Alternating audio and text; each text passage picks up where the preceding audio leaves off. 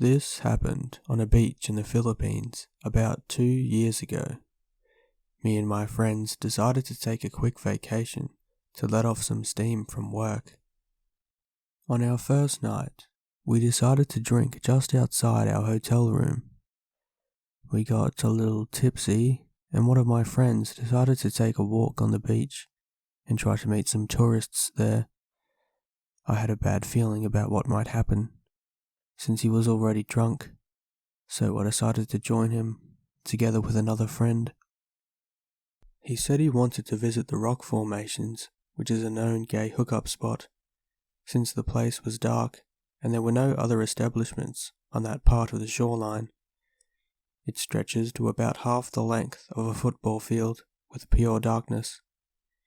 I was reluctant about the idea of him going in there, but he was adamant, so I agreed as long as he came back after a few minutes. Me and my other friend waited on the last bar on the end of the shoreline before the dark area starts.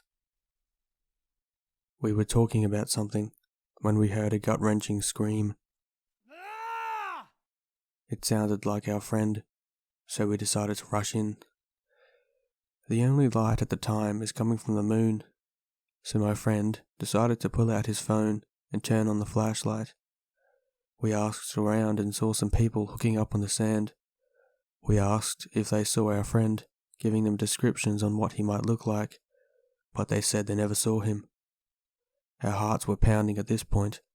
We don't know what might have happened to him. We ran until we reached the end. There was a huge rock on the shore about 15 feet tall, with a local standing on top of it. We asked him, "Have you seen our friend?" He was about my height, wearing a black shirt. Was he gay? He said. I don't see the relevance of the question, but I said yes. He might have went there in the mangroves, and then pointed to a dark part of the beach, filled with mangroves. Using only the light on the phone, we tried searching the small area. It looks like a tiny shelter with the overgrown plants acting as the roof. When we turned back, the guy on top of the rock is already walking towards us. Then 2 more guys popped up behind him, probably hiding behind the huge rock. He wasn't there, I said. Then the guy who was on the rock did a karate chop on my friend's arm for him to let go of his phone, which was successful as the phone rolled in the sand. My friend was able to grab the phone and he shouted, "Run!"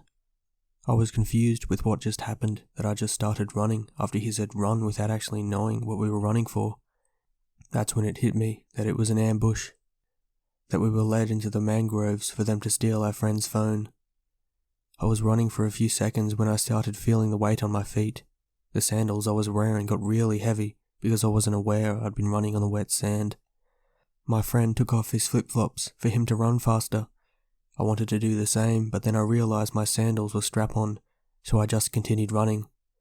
I can hear the guys chasing us saying, "Stop, we were just joking." I didn't want to fall for what they said, so I continued running, but my legs started to feel numb, since I am not really an athletic person.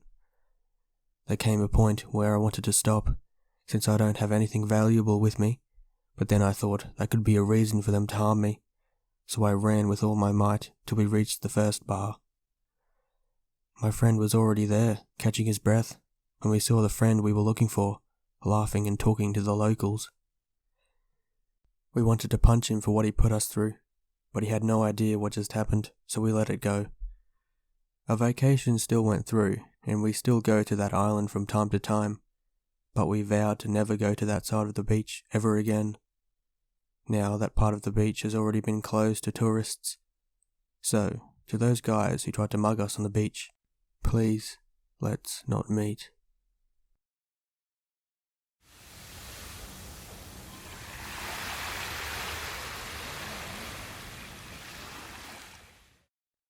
I was on vacation in Clear Lake, California, when my family decided it was a good idea to go on an hour road trip to Glass Beach.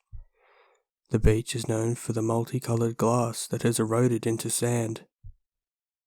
Usually, to get down to the beach, people have to take the stairs, but the stairs had collapsed. My family, including my mum, brother, aunt, uncle, and 3 cousins, started trying to find another way down. My cousins and brother started racing to the other end of the beach. When the rest of the group caught up, my cousins and brother said that a strange woman had greeted them. They claimed that she had talked to them and called them her nieces and nephews. She also asked where the other one is and insisted that they tell her husband that she loved him. When my cousins didn't answer, she loudly insisted that they do. Since they were confused, they agreed so that the woman would leave them alone. Apparently, she had gone in the opposite direction. We realized that we had just gone the wrong way and turned back. As we were walking, we caught up to the woman that had talked to my cousins earlier. She and one other woman were taking turns dragging a large, green, seemingly heavy body bag. My cousins, brother, and I were ahead of our parents by a few yards or so, and we watched as the woman talked to complete strangers, cussing at them and generally just disturbing the peace. When she saw us, she waved. She was still dragging the body bag behind her.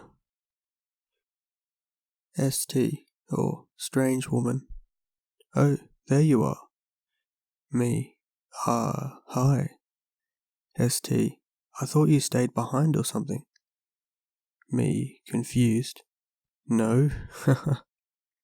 ST, make sure to tell my husband I love him. She stopped talking to us when she arrived at the collapsed stairs, dragging the body bag behind her.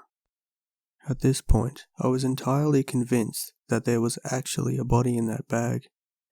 We finally found a way down to the shore, but we didn't see the woman again, and I sure hope I never do.